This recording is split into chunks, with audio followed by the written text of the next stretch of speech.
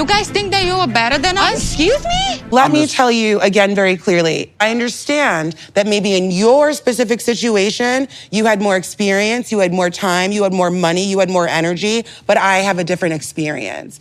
You're not picking up what I'm putting down. Part 4 of the tell-all was so catty. The people in this cast love to dish it when it comes to others' relationships, but when it comes to their relationship and their time to take accountability as a rotten person, they pull out the waterworks, they pull out a it's your opinion. It is borderline comical. Let's get into it. Hi guys, welcome back to Nikki Faces Reality. We're here to discuss 90 Day Fiancé Happily Ever After, the tell-all part 4. You guys, this one showed us that high school truly never ends. People love to just gang up together and have a common enemy, and sometimes it's illogical. Sometimes I'm like, yeah, it took you guys long enough. It was something. And I honestly wasn't sure if they would be able to carry on the drama for 5 parts. But with this one and then the teaser for the next one, I'm like, okay, they did their thing this time. We're gonna get straight into it. Before we do, as always, make sure to like, comment, and subscribe. Also, you guys, I did add on a membership. No pressure if you can't join, but if you can, it's just another way to support the channel. If you're not able to or don't want to commit to something that is monthly and you just want to do a one-time gift and just want to buy your girl a coffee, I do have a link to the Buy Me a Coffee link. But yeah. Housekeeping is over. Let's get into the tell-all. So we jump straight in to the hot tub, aka the human soup bowl. They are still talking about this voicemail that Sophie said that she found about Rob hitting on a woman.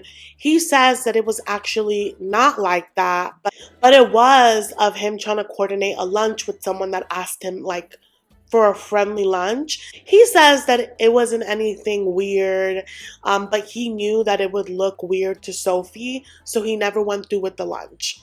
I feel like the biggest thing with these two is that they don't give each other the full scope of things. I feel like whether you thought it was an issue or not, you know who you're with, and it's better for you to tell her up front that this interaction happened rather than her looking through your phone and finding it.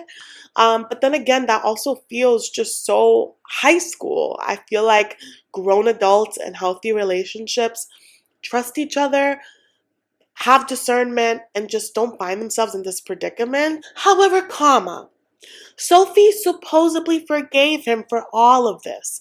All of this happened before they tied the knot. So this resurgence of anger that she wants to have way after she forgave him and after they got married, it's so stupid to me. And I think that I'd be more empathetic to it if I felt like she was in the marriage trying to actually work at it. But she's not working at it. She just wants to point the finger. And it's so obvious to me. I would love to know what you think. But what's obvious to me is that she's just picking at scraps, trying to find any excuse possible to not be with him, but then won't let go of him. So I feel like, you know, there's conversations of scammers on this show, because why else hold on to Rob? And why be in a rush to get married if you're not really interested in the marriage? If you're not interested in like any part of him? But you made sure to get married though. But you made sure to stay married. And so at this point, they're yelling at each other, and Jasmine puts her body physically in between them. And she gets him to profess that he is attracted to Sophie, which I feel like he has said. But she gets him to do that, and she hears it, and she's like, it sounds nice, but I don't believe it. And I get that it comes from her insecurity and from, again, their past of cheating. She says that she's caught him watching porn videos. But there's always more to the story, right? The one thing about Rob and Sophie, there's so many loose ends to their story. Like, you're honestly going back and forth onto who may have the right over the other. And in this area, it's like, because he says that they were long distance and that he would ask her for videos and she just wouldn't do it. And she's like, no, I would do it, but you would say that it wasn't enough. And he's like, well, if I'm asking you for what I need, to satisfy my need while we are away and then you're not doing it, then of course I'm gonna have to look for videos to satisfy that need. The way that they're spilling their business, you guys, just full out in this hot tub is so tacky and speaks volumes to their immaturity and just all around stupidity, because it's like, are you not embarrassed? And so they're making their way to the house, and Ashley says that she finds it hard to know who to believe, but especially with Sophie because she's just so adamant on not forgiving Robert. And I agree with Ashley. I'm like, you forgave him, and this was so long ago. Why harp on it still? Like, why be with him if you can't get over it? And so the fight continues inside the house. Rob is there fighting his case with the Council of Women, aka Thais, Liz, and I think Jasmine. And so Sophie pulls up and they ask her for the voice notes because she's been talking about these receipts all night. So they're like, okay, let's hear how bad you said it is. Because she keeps saying that the things that Rob is saying is a lie. So they're like, then show us your proof. And I love that Ashley's like, Sophie, are you just looking for an excuse? Because that's what it seems like. And Sophie's like, why would I need an excuse? I have all these reasons. Okay, if you have all these reasons, then why are you holding on to him? Sophie gets defensive because she feels offended that they would ask her if she's coming up with excuses. Almost like she's coming up with excuses. And so they ask her again, where are the receipts? And Liz is on her neck, okay? Liz is like, where is it? And Sophie's like, oh, it must be on my old phone. And then she calls up her mom. Sophie say, why wouldn't you say that? It is not your mother's job to be a historian of your relationship BS. This is giving the same vibe to me of Ed's conversation with his sister where he thought it would go a certain way and it went left. Yeah, it's giving fabrication. It's just so crazy to me that she's like now blaming her mom for losing the said receipt. It's like, grow up. So Rob goes off and he's like sulking, and Manuel is doing his best to give him words of encouragement. And then Sophie is still with the girls with just Eeyore. She's giving Eeyore. And the girls are like, you need to get over the cheating or you need to let go. And she's like, it's more than the cheating. It's more than the cheating. She goes off about like the list of things that she has asked him to do, on there again being the corn situation, and that she doesn't want him to watch corn. And so as she's talking about this, Jasmine looks triggered. She's like, I understand. But Liz again is like, okay, but where are the receipts? And so instead of showing direct receipts of Rob did this, Rob interacted with this, she starts showing examples of the corn videos. And I think that this was deflection. This was a shock factor thing, and I didn't like it. But another thing that I want to mention is that she says that she went as far as getting like a peen toy in the shape of Rob's tool, and she apparently used it in a video and sent it to him, and she's like, and that wasn't enough for him. I feel like Sophie is giving prude, so I'm taking that story with a grain of salt. But again, this is what I mean when communication and compatibility and all of those things are so important. And those are things that ideally you'd iron out before you get married. Pleasure goes both ways. If someone is not feeling satisfied, they should be comfortable enough to voice that to their partner. And there should be some sort of like compromise, some sort of workshopping to find the rhythm that works for you. But also, intimacy should be safe for both people. And if you don't feel like you're compatible, if you don't feel like you're seeing each other eye to eye in the things that move you, that's part of a larger conversation. And the point is, Sophie and Rob are just not having those conversations. Anyway, so we move on to tell-all day 3. This is apparently the final day of the tell-all. We see them off in the buses to set. Sophie's running her mouth talking about good luck to him with any girl that has to deal with his ish. And I'm just like, Sophie, you are not providing much competition. Put up with what? Like, you're not putting up with anything in this latter half of your relationship.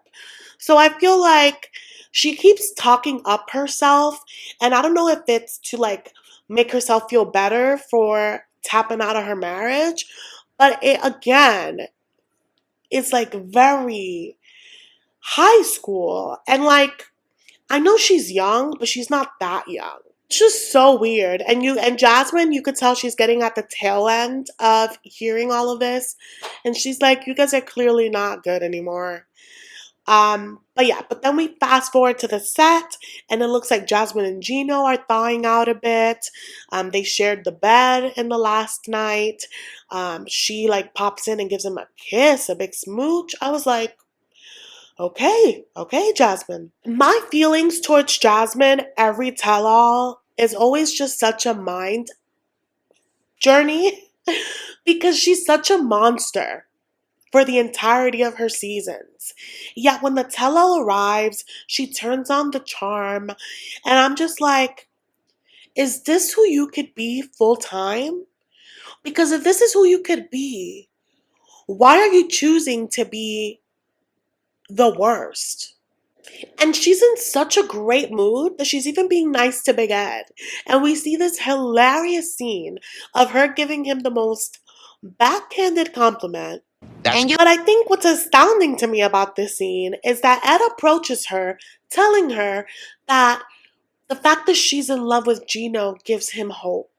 And if I were Gino, I'd be extremely offended that little Edward would ever fix his lips to compare himself to me. And so at this point, this is when they mentioned that this is the last day that they're filming on set. So when they mentioned this, I was like, then what's part 5 for? Like, what are we doing? That becomes clear later. Also notable mention, Michael and Angela hadn't showed up at this point. They didn't go to the house. They didn't show up on set with everyone at the same time.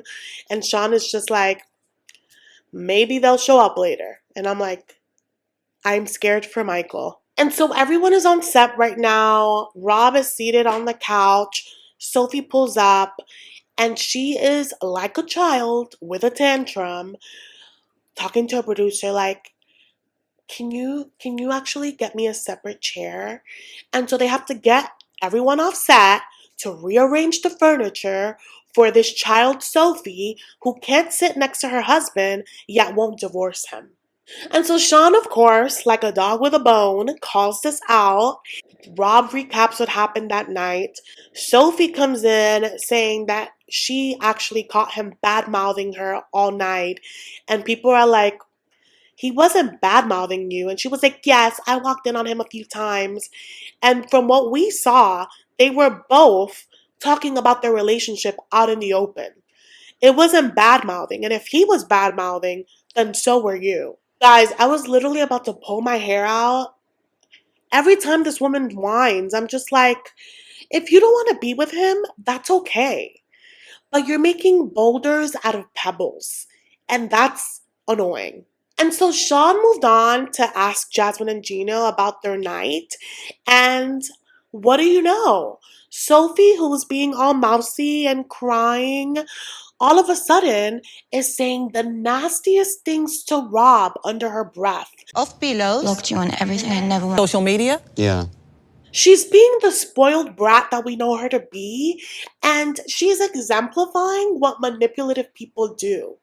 She's appearing all hurt and emotional when the spotlight is directly at her, but the minute it shifts, she starts mumbling that I'm gonna block you, that you are the worst person, and that's what manipulative people do. We have seen Rob yell and say some gross things in footage that has leaked, but to me, this is the equivalent. I'm gonna say this for the millionth time. They need a divorce and they need to never look back. And so, Jasmine, who has been stirring the pot this entire tell-all and was rudely interrupted by Sophie's tantrum, she turns her attention to Sophie and Rob, and she's like, well, Rob, she did say this morning on the way here that she was gonna divorce you. And Rob is like, damn, that's news to me. And I will never forgive Sophie for making me defend Rob. Like, I've said it before and I'll say it again.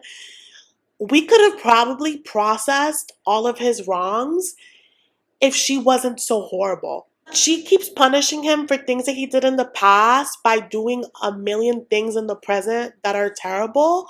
So it's like you are becoming his equal. We can't process his wrongs because your wrongs keep blocking the path.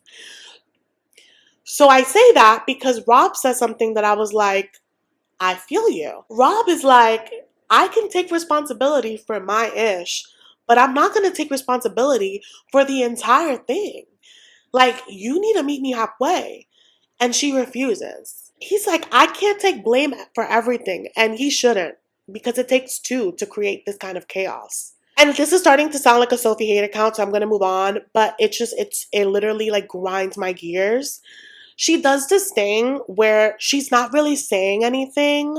But then the minute he's making a point, she's like, can you stop doing that? Can you stop cutting me off? Okay, then say. Then say what you were going to say. And then says nothing. That pisses me off. Talking bad about you. I have to raise my voice because you keep interrupting me. I'm sorry. Please stop. Anyway, I think we're done with them for now. Let's move on to Loren and Alexei. So they touch on the mommy makeover of it all, which was very polarizing in the interwebs, and I understand both sides. I'm pro mommy makeover.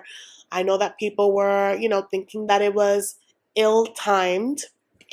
But they show us the raw, well, not to us, they show the cast the raw footage again of the surgery. And the whole time, like, everyone's like, ee. And Lauren's like, I'm so sorry. I don't think she realized that they would show that. But then she starts crying. And I understand that this was a huge move for her self-esteem. But the way that she is crying, it's like she discovered a remedy for like a disease. It's not that. It's a cosmetic surgery. People do it every day. And I don't know if they're milking it like this because this is the only thing that happened for them. But it was a little cringy to me. Also, the more I look at Loren, I think she looks amazing. But I think she looks the same. And I don't know if it's because I'm so used to thinking surgery BBL, and BBLs are so drastic. I've never seen someone just snatch themselves up, but she was already snatched to me. So I know that's probably not what she would want to hear, that she looks the same. She looks toned. She looks more toned. And I know that now she gets to build definition in her abs, and she wasn't able to do that before. But for the most part, I think she looks the same to me. And maybe it's because she's also dressing the same. I don't know. I would love to know if you guys notice any differences, but any big differences. But yeah, it's really hilarious because she's crying like she won Miss America. I can't believe I did it. And these are like happy tears because I've wanted this for so long.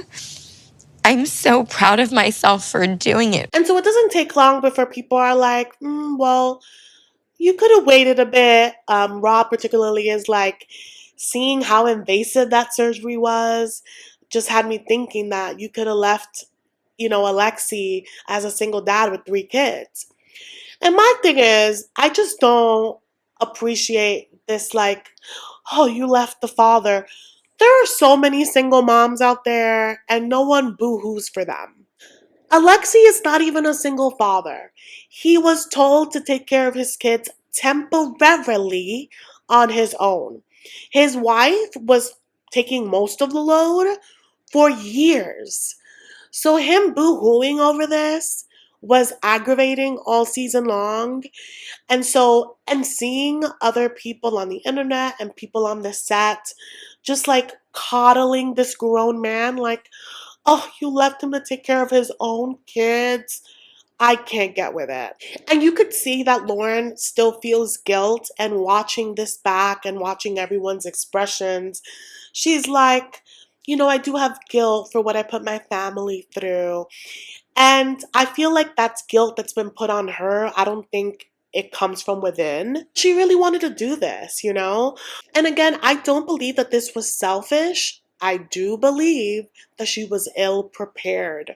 I feel like she needed to set things up for the team that she has, not based off potential, okay?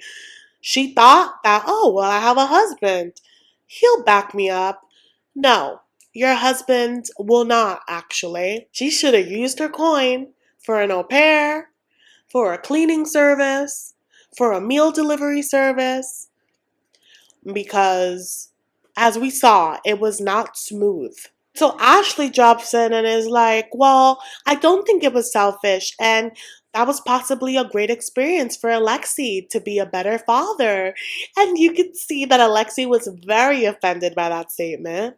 And I also disagree with her putting too much on Alexei. I think single moms are out here doing this work all the time by themselves. And Alexei probably became a better father throughout the experience because he was able to see more of what she does on a regular basis. And now both of you know that you can do hard things, like harder things than you've done before. And then there was a moment where Sean had Loren get up and like map out all the different surgeries that she had. And that was weird to me. She asks the ladies if they'd be open to other surgeries. Ashley says she wants a boob job. Manuel is like, yeah, after you give me kids. And then freaking Jasmine, for shock factor, of course, she's like, well, I want bigger boobs and a bigger butt. And also, I want the surgery where they break your ribs and then you're in a cast for 3 months so that you have a teeny weeny waist. I know Jasmine likes surgeries, but that sounds extreme. I don't know if I believe that. Do you guys believe that? At this point, I'm like, Jasmine girl, send that money to your kids and leave us alone. But then, you guys, they bring out Loren's biggest hater, Marlene, her mother. And she gives her 2 cents on the surgery, aka her disdain for it. And then they ask Alexei about what changes he might have been worried about with Loren. And I just thought it was telling that he was like, well, you know, when she started getting more confident, she started wanting changes in her lifestyle and changes in her career. And I'm like, you sound like her biggest op as well, because, oh, my wife is no longer settling into just being my little wife. This is a problem. I'm sorry, you guys. I don't want to come off like I don't support, you know, traditional roles, because I think that there are situations where it works. I just feel like women have to wear so many hats at so many different points and like have to be a mom, have to be a wife, the house has to be clean, you have to be sexy, you can't let go of yourself. You have to like, there's just so much at once in service of so many people. So I hate to see a woman be scrutinized for doing something for herself when she is constantly being so selfless for others. I don't like it. And I love that they kind of touched on his sexist comments, because my problem with Alexei right now is that he claimed that he was, you know, this supportive husband through this process and that this took a big toll on him. This man was complaining the entire time. And the minute she showed a little bit of healing, he'd be like, well, what's the problem with her throwing a load of laundry? Her stitches can come undone. I was infuriated for her, okay? And then they replayed the scene where he was really upset by her referring to him being a cheerleader. He's like, no man is gonna ever be a cheerleader. Oh my God, and I was irritated all over watching that because he gives me the vibe of a guy that would be passive aggressive. Like, I can picture him in their house slamming dishes, slamming drawers. Imagine you hearing all of that. Like, if you guys grew up with parents that just had a bit like temper issues, you develop this like anxiousness where you know if they're upset at you or upset in general, with like their breathing, with their footsteps, with the ways that they're like shuffling paper. Like you can pick up on it, and that's like a trauma response. But I just feel like Loren seems super sensitive to her surroundings and Alexei because he has such a domineering energy. Can you imagine trying to heal in bed? Because again, healing is mental and emotional as well. Imagine you trying to heal in bed, but you know your husband is pissy at you because he's shuffling things around, and you know those dishes aren't even going to be clean because he doesn't know how to wash dishes. Can you imagine that? Like, he didn't make her healing in their home a pleasant environment. So I just don't want to hear it. So him being offended at the cheerleader comment, I'm like, you know what? Say your piece. You're not gonna be that. You're never gonna be that. We were reminded that Alexei is not a tender person. And he has shown signs of this since their first season, but I think that they are always so polished that we forget. And in comparison to the other couples, they look like they got it together, but we see the cracks. And so Sean questions his comments, and his explanation, he said that this was the first night out that they had post-surgery. She threw on this dress, she threw on these heels, the makeup. So he's thinking, oh, she's doing this for me. She's seeing me. She wants me to feel special. And so when she, threw in that dinner for a career change, he felt like, oh, like this isn't about me. It's about you. And you're going to put me in a hole even longer, stuck with my kids, if you're working more hours. And I understand wanting to feel seen by your partner, but this explanation was not it for me. Because this whole situation was about Loren being seen. Loren has given him the room and space to be the center of their universe, as the husband, as the provider, right? Whatever he needs, she's done. The role of the little wife that just stays home and doesn't do anything else that's for her, she's done for him. So him being like, oh, I wanted to be seen by her, sir, not you trying to freaking hijack her mission. This is about you showing up for her. And you didn't, because you were complaining the whole time. That's how I feel. I understand that relationships are give and take, and maybe she should have saved that conversation for a different time. Maybe their third outing post-surgery, maybe not their first, because things had been tense between them and they needed some bonding time, and like maybe, try not to shake the table, rock the boat. I understand that. But still, I think that the way that he behaved throughout the entire process was gross. And again, you guys, it's not about him not showing frustration. You may love your kids are work. But again, Loren was doing all that work all that time. And mothers can't complain. And you have the responsibility just by yourself for a few weeks and it's the end of the world. That I have a problem with. And so finally, the mother says something of sense and calls out Alexei. Like, yeah, it was a lot, but when Loren is healthy, she's the one that's doing it all by herself. And maybe it wouldn't seem like a lot for her to if you shared the load.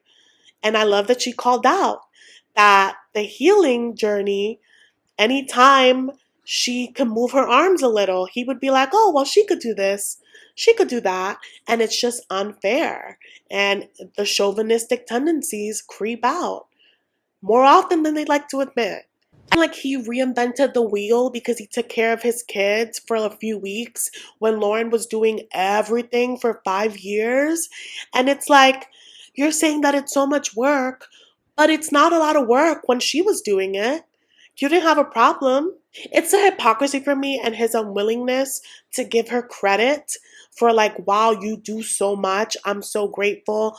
I can't wait for you to take over because you do it better. But wow, like there's no acknowledgement of like, babe, like you're amazing. I can't believe you do this all the time. Thank you for doing this for our family. Instead, it's very much like, well, that's your job. I don't want your job.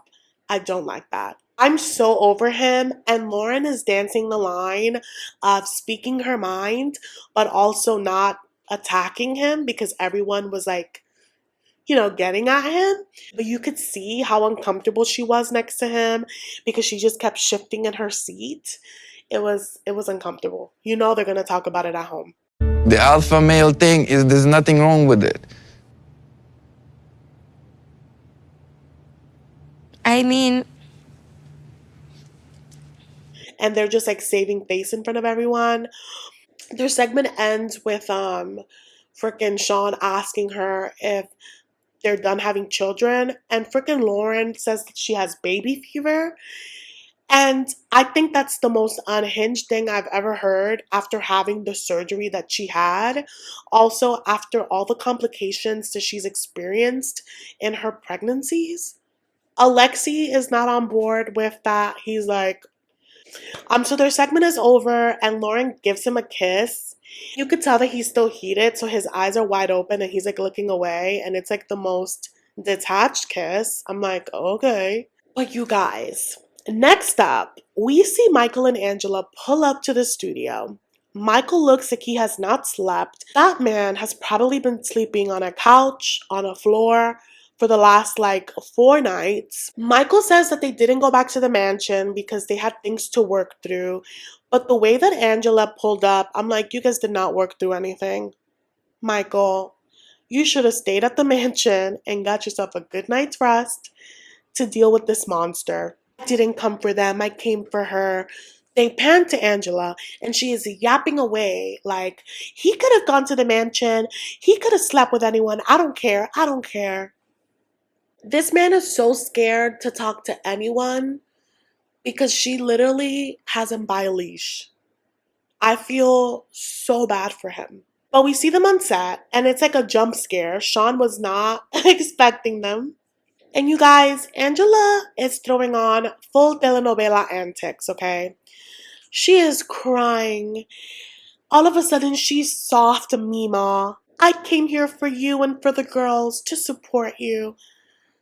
Angela doesn't give a damn about any of you. She wants camera time and she wants more opportunities to vilify Michael. And I love that Kobe's like, girl, bye. You've been disrespecting that man so hard that no one respects him and it's on you.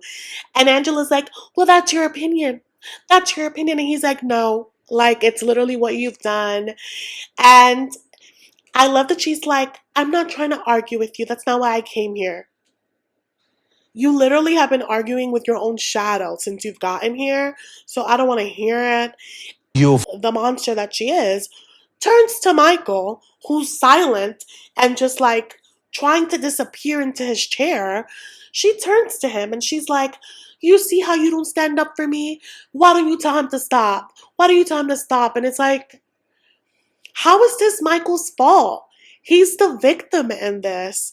And this is the ugly side of the situation.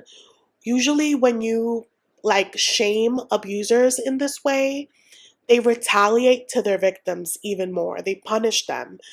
Like you see, like you have people feeling sorry for you, but you don't deserve it. Like she's not even hiding it. She's doing it on set. Like she is textbook definition at this point, And I'm glad that Kobe didn't back down. Emily was trying to talk him off. But I'm glad that he didn't back down, you guys, because think about it. It makes us sick to our stomach watching it on television, and we only see like a glimpse of it. They filmed this tell-all for hours on hours. Kobe is seeing it in person, raw, unfiltered. If we can't stomach an hour and a half of it, imagine being seated there for hours on end, watching this lady make this African man feel like he's the scum of the earth. I'm sure that's triggering in many ways. And he's not going to let his friend go down like that. And I feel like this is the first time that we've seen someone really stand up to her. But eventually Kobe stops talking and Sean creeps in and is like, well, Angela, the PI that you hired didn't find anything on Michael. That's your guy. And Angela's like, well, he didn't have a lot of time. He only had 2 weeks. And everyone's like, And Jasmine adds in, she's like, listen, you either forgive him or you don't. Okay, but let's move on to Ashley and Manuel. Manuel tries to say hi to Sean, and it sounds crazy. Thank you to hi to me, Sean. Okay. And it's confirmed that he has not learned any English and he hasn't taken any initiative in learning English. And Ashley looks a bit peeved by it. I'm gonna tell you guys right now, I didn't learn English till the 3rd grade. It was very hard to learn it. English is not a smooth language to learn, but there are so many resources. Ashley has had a decade to learn Spanish, so that's why her Spanish is at the level that it is. But Manuel is saying that he doesn't want to use more of her money for classes, so he wants to learn through like apps and things like that. But she says that he's not really practicing any of it, which is why he really hasn't made any progress.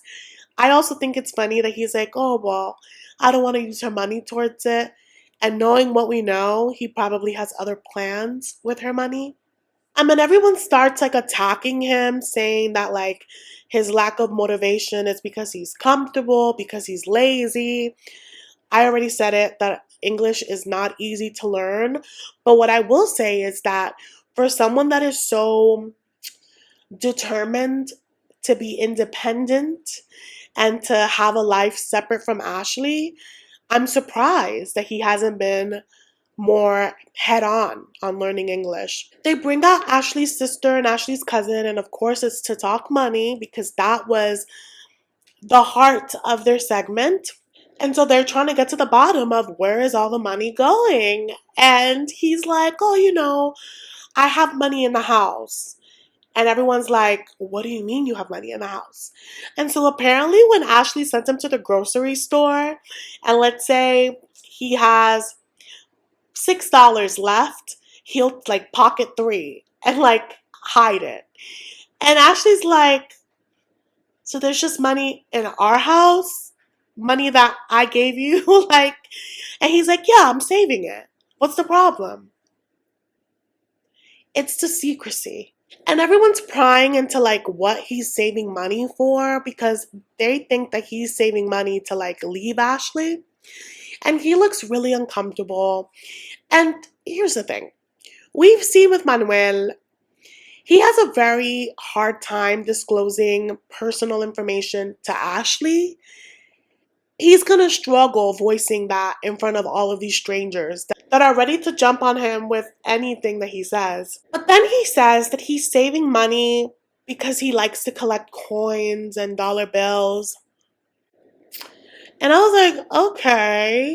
And Ashley confirms that. She's like, yeah, he does. It's so weird.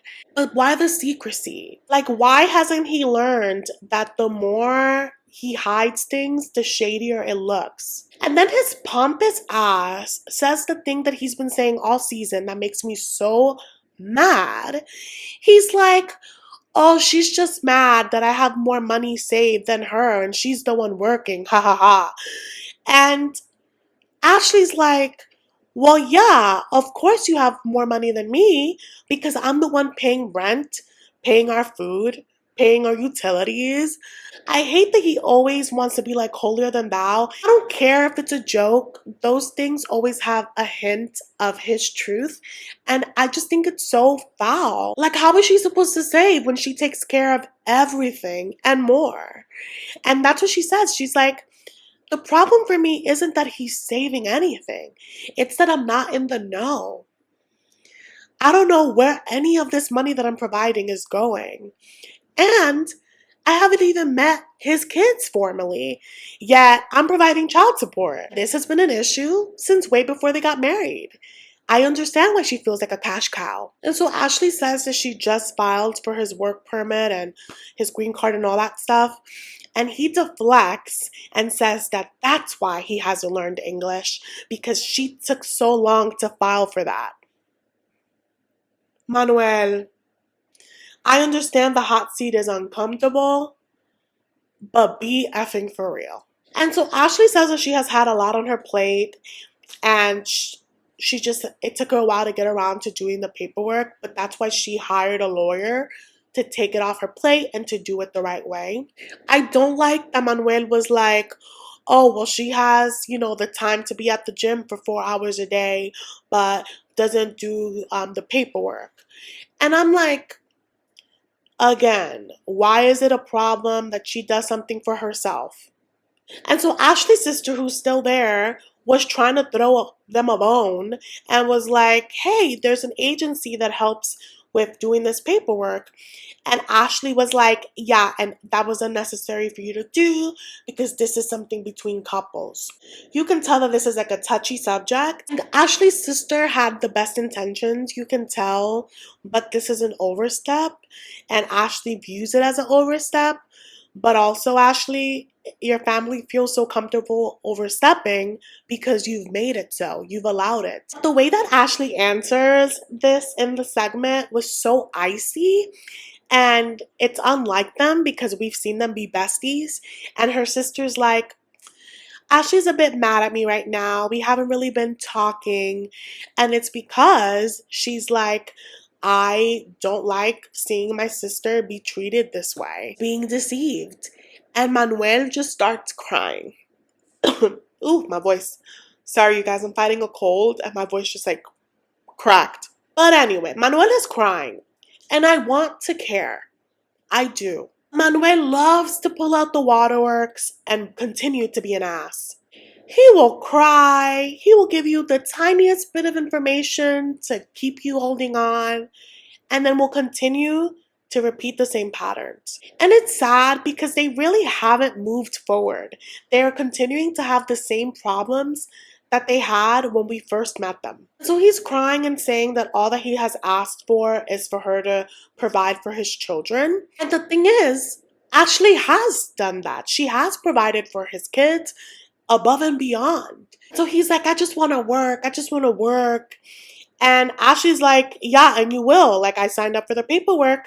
And Patrick and Kobe are like, yeah, but you took so long. Like, it sounds like you had a lack of motivation. Like, it doesn't take long to do. Patrick, every time he speaks, is always like a know-it-all, kind of like his wife. So they're a match made in heaven. And I love that Ashley was not. She was not taking it. Ashley's like, I have made a lot of sacrifices and there's a lot of reasons why I did it when I did it. The point is that it's being done. They play the scene where he's being a hypocrite on his birthday. It's unfortunate that it happened on his birthday, but this is a scene where he admits to her and her family that he's been using her money to pay for his debt. But then is like, but I'm not like you. I take care of my responsibilities. Yeah, must be nice to take care of your responsibilities with someone else's coin. I'm sure she would get rid of her debt if someone else was just dumping money into her account. And Sean is like, did you guys not talk finances before you got married?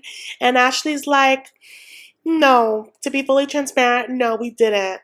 And they're like laughing it off, but I don't think that's funny or cute. Like, that's embarrassing.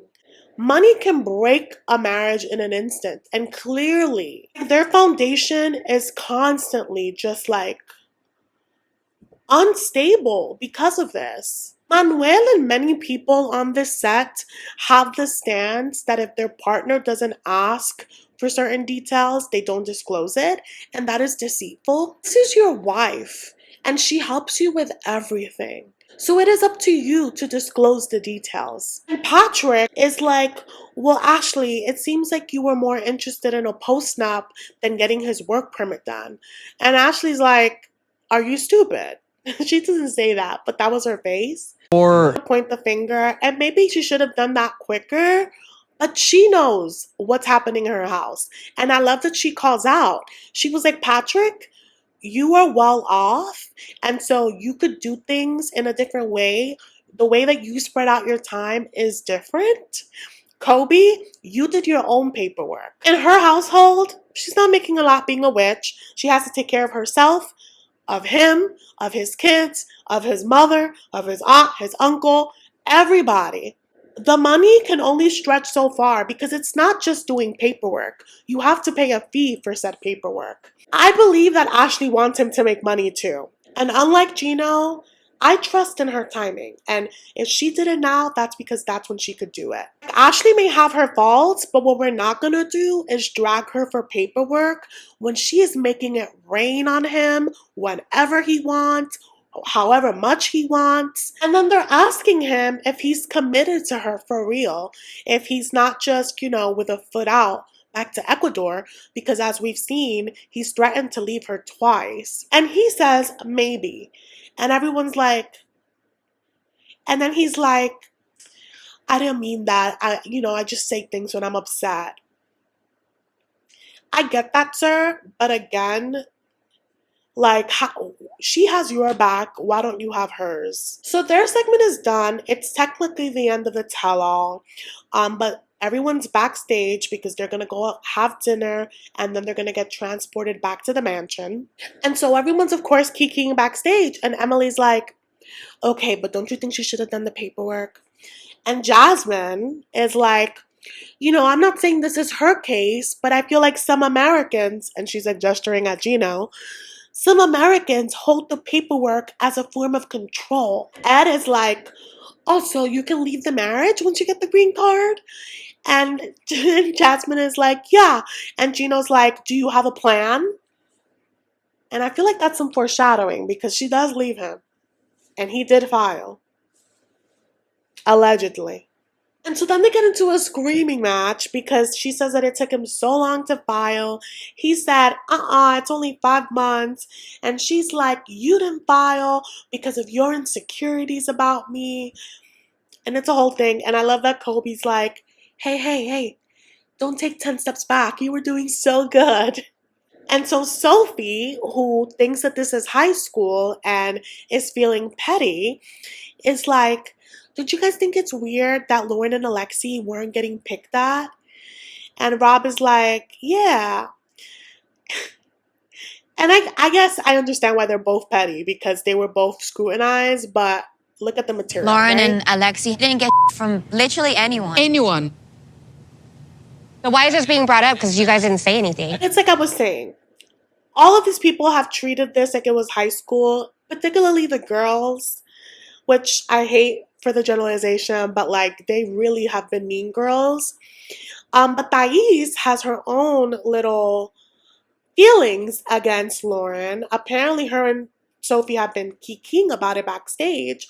Sophie tells everybody that Loren has been bad-mouthing Thais on Pillow Talk. And my thing is, everybody and their mother talks crap on Pillow Talk. That's literally what you're there for, including Thais. Thais has done the same. So this is a weird hill to die on. They play back some clips of Loren on Pillow Talk, and none of these clips are incriminating. And so Loren and Alexei pull up to the green room and they have their luggage because this is the last day of filming on set. And they decided that they're not going to go to the mansion. They're going to go fly in to be with their kids. And everybody's looking at them like, you get to leave and we don't? And I get it. I'd be salty too. And so Rob throws his dig, but you can tell he's not trying to be combative, but he's letting it be known that I see you. He's like, y'all get off so easy. And my thing is, I feel like Loren and Alexei have been in the show long enough that they know how to negotiate things into their contract and their rider. And I feel like a lot of these people are newbies. I feel like you gotta ask for what you want. If you don't want to do something, you can put that in your contract. So don't hate the player, hate the game, And Loren was around hugging people. And Sophie gives her a half hug, and so does Thais. And Loren calls it out. My thing is, y'all are calling Loren fake, but y'all are just as fake. If you don't like somebody, don't hug them. You don't owe them that. But instead, y'all are being stank. Don't do it. And so while I agree that if we're all doing this tell-all, we should all commit to the same amount of time, I feel like this reaction stems from a lot of animosity and one-sided beef, and they should approach it like grown-ups. I feel like they've been together for 4 days. Thais, you should have been a grown-ass woman and pulled Loren aside and had a conversation. But instead, you're ganging up on her because you think this is high school. Oh, another walk. And we're going to see it continue next week where they actually face off, but again, in front of everybody. It's so tacky. But you guys, part 5 looks insane. Backstage, Kobe and Angela get into a face-off. She is getting in his face and he is matching her energy to the point that like Michael has to get in between them. Who? Manuel is fully breaking down in the house. Gino and Jasmine are having a yelling match in front of everybody in the kitchen. Ed is putting on the puppy eyes with Liz and Liz is eating it up. I'm just like, I'm honestly shooketh. Things just keep getting wilder and wilder. I look forward to reading your comments, you guys. Thank you guys so much for watching, and I will see you in the next one.